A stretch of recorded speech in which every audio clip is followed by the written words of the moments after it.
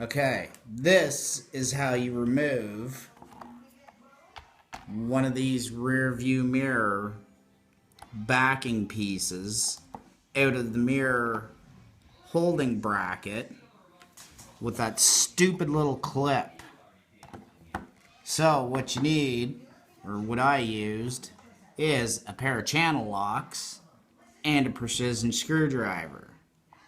You have to grab that stupid clip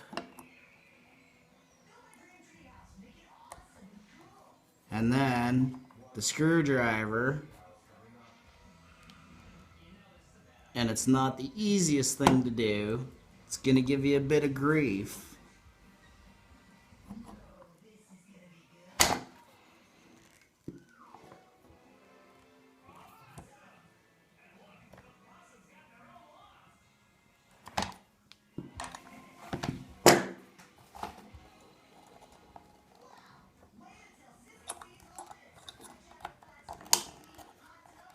And that's how you get it apart. The only reason why I made this video was because there is no other video like this on YouTube. Have fun.